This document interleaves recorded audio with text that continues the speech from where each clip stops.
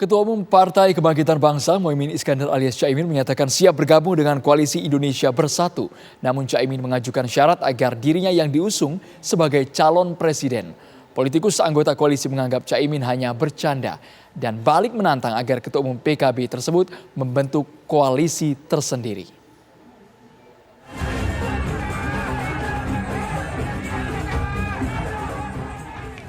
Ketua Umum PKB Muhaimin Iskandar melakukan manuver politik terhadap Koalisi Indonesia Bersatu yang dimotori Partai Golkar, P3 dan PAN. Usai acara silaturahmi dengan ulama di Surabaya hari Minggu lalu, Caimin melontarkan kesiapannya bergabung dengan koalisi 3 partai itu. Namun syaratnya satu, Caimin yang harus jadi capresnya. Koalisi. Bagus, saya kira itu usaha ikhtiar untuk menyamakan kekuatan sehingga mulai mengkristal. Saya menyambut baik itu. Moga-moga nanti calonnya sama. Ini belum tahu calonnya siapa. Nggak ingin bergabung dengan kami? Saya siap bergabung asal capresnya saya kan.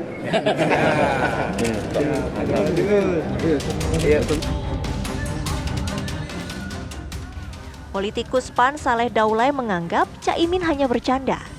Sebaliknya, Caimin ditantang untuk membuat koalisi sendiri. Nah, adapun misalnya kalau Caimin mau masuk lalu mempersyaratkan untuk menjadi capres dan cawapres, saya kira ini terlalu terburu-buru untuk menetapkan capres cawapres. Kenapa? Karena Golkar, PAN, dan P3 sampai sejauh ini juga belum sampai bicara pada wacana untuk mengusung satu pasangan tertentu. Tentu kami di internal partai-partai pasti ada keinginan untuk mendorong katakanlah kadernya untuk menjadi capres atau cawapres atau pemimpin nasional. Dia serius mungkin untuk maju, tapi bercanda mau gabung. Itu dua hal yang berbeda. Dia mungkin berserius sekali malah justru untuk maju. Tapi bercanda untuk mau gabung. Kenapa? Karena kita yang belum membicarakan soal capres-cawapres, tiba-tiba saya mau masuk tapi saya jadi capres, itu bercanda. Ya kan? Bercanda itu maksudnya ngomong dulu lah di internal ini, gabung dulu. Kemudian nanti kita akan merumuskan pikiran dan seterusnya. Dan saya kira Caimin berpotensi. Karena berpotensi itu maka saya katakan bikin koalisi lagi. Ya. Kan dia katakan sudah 10%. Kalau sudah 10% tinggal lagi 10% lagi. Ya kan lebih mudah gitu. Silakan buat pasangan baru atau koalisi baru untuk itu. Ya. Pengamat politik Adi Prayitno menilai pernyataan Caimin sebagai nyinyiran terhadap koalisi Indonesia Bersatu. Itu sebagai salah satu bentuk merendahkan koalisi Indonesia Bersatu yang kemudian dilontarkan oleh Muhaimin Iskandar. Pernyataan bahwa Muhaimin siap bergabung dengan koalisi dengan catatan Muhaimin itu diusung sebagai capres, itu sebagai bentuk pernyataan superior bahwa Muhaimin jauh lebih hebat dari Golkar, jauh lebih hebat dari P3 dan jauh lebih hebat dari PAN. Padahal kita tahu elektabilitas PKB Pilpres 2019 yang lalu juga tidak jauh signifikan ketimbang Partai Golkar misalnya. Begitupun dengan survei-survei yang kita lakukan, elektabilitas Muhaimin Iskandar itu juga tidak pernah muncul secara signifikan, hanya 0, sekian persen.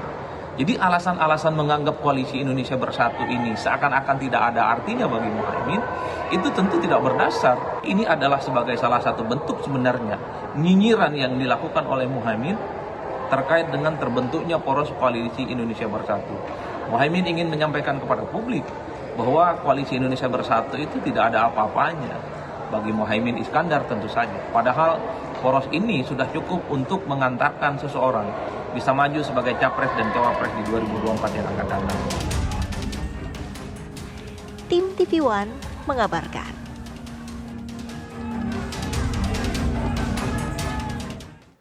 Akankah koalisi Indonesia Bersatu yang beranggotakan Golkar, P3 dan PAN semakin besar dengan bergabungnya PKB? Bagaimana dengan syarat yang diajukan oleh Caimin? Ya, untuk membahasnya pemirsa telah bergabung bersama kami dua orang narasumber, Wakil Sekretaris Dewan Syuro PKB, yaitu ada Kang Maman Imanul Haq, kemudian juga ada pakar politik, yaitu ada Mas Burhanuddin Muhtadi. Selamat sore Bapak-Bapak semua. Pertama saya ingin ke Kang Maman terlebih dahulu. Kang Maman, ini benar PKB siap bergabung dengan KIB? Yang pertama, kita sebenarnya lebih hari melakukan konsolidasi di tingkat internal. baik itu struktural ataupun kita melakukan penguatan secara kultural. Hasil survei kita terakhir kita ada di 3 besar. Yang kedua, kita dikenal sebagai partai yang kalau berkoalisi tidak pernah mencela-mencela, atau kalau masih terikat satu koalisi kita tidak pernah keluar, seperti itu. Kita selalu konsisten dalam koalisi. Nah, yang ketiga, kita mengapresiasi koalisi yang digagas teman-teman dari Golkar, PAN, dan P3. Makanya ketika ditanya itu, Ketum mengatakan kita mengapresiasi siapapun ya yang melakukan koalisi demi Indonesia yang lebih baik ke depan. Nah, kebetulan ketika ditanya itu apakah siap bergabung, nah politik ini kan adalah seni kemungkinan. Jadi nanti mungkin juga koalisi ini pun akan berubah lagi, dan koalisi mana yang akan terbentuk, mau 3 atau 4 koalisi, itu tidak menjadi masalah. Dan tentu PKB harus masuk di antara koalisi-koalisi yang ada itu. Dan kita belum memutuskan masuk di koalisi mana. Yang pasti kemarin Ketua Umum kami, Gus Muhaimin, mendapatkan mandat dari kiai-kiai, dari para habaib untuk maju. Maka mandat itu tidak bisa lalu kita abaikan begitu saja, kecuali kita respon dengan kerja keras, kecuali kita respon dengan cara penguatan kerja-kerja politik yang lebih sistematis, signifikan. Jadi sekali lagi, statement Ketum kemarin itu pada konteks sekali lagi mengapresiasi apa yang dilakukan teman-teman Golkar, PAN, dan P3, dan kemungkinan nanti dalam perkembangannya akan muncul lagi koalisi-koalisi yang lain, atau bahkan koalisi 3 partai ini pun akan berubah dengan koalisi yang lain. Baik, Mas Burhan, mungkin tidak tawaran dari PKB ini akan dipertimbangkan dan diakomodir oleh KIB?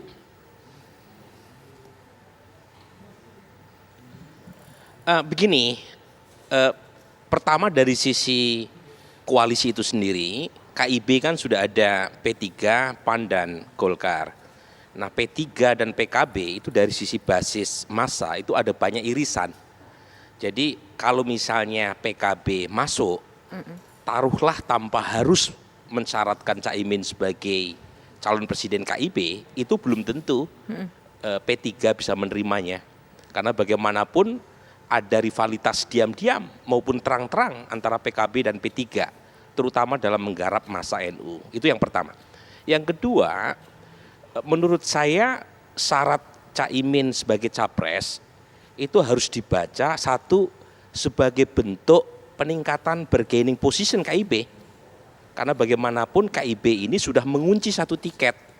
Perolehan ketiga partai ini 23%. Kalau misalnya solid sampai 2024, itu minimal koalisi ini sudah bisa mencapreskan pasangan capres-cawapres.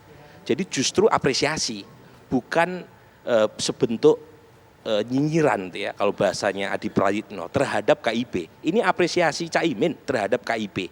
Nah, meskipun lagi-lagi ketika Caimin tanda kutip terlihat bercanda mencalonkan diri sebagai capres, kalau misalnya masuk di KIB, itu saya bacanya semacam ini. Caimin ini orang yang tidak percaya ada good publicity atau bad publicity. Buat Caimin, apapun bentuknya itu adalah publicity. Nah, the only bad publicity is no publicity at all. Makanya meskipun kontroversial, usulan Caimin masuk dalam KIB asal jadi capres, itu kan minimal dibicarakan, termasuk didiskusikan dalam TV One. Coba kalau misalnya diiklankan, kan mahal sekali nih. Nah, ini yang gaya Caimin. Jadi saya tahu itu tidak akan diterima oleh KIB, tetapi minimal dibicarakan. Meskipun idenya sangat kontroversial dan mungkin ditolak oleh KIB itu sendiri. Jadi saya membacanya ini adalah cara Caimin untuk meningkatkan popularitas, meskipun popularitasnya itu kontroversial. Oke, baik. Nanti kita ingin mendengar suara dari Kang Maman. Ini tujuannya berbicara seperti itu, mau gabung ke KIB, kalau tadi itu bisa maju menjadi capres, walaupun disampaikan tadi bahwa pengennya tuh mandatnya dari partai, dari petinggi-petinggi partai majunya jadi capres, Hendro. Dan ini katanya adalah sebuah bentuk sarana supaya dapat popularitas. Nanti akan ditanggapi oleh Kang Maman, usai jeda berikut.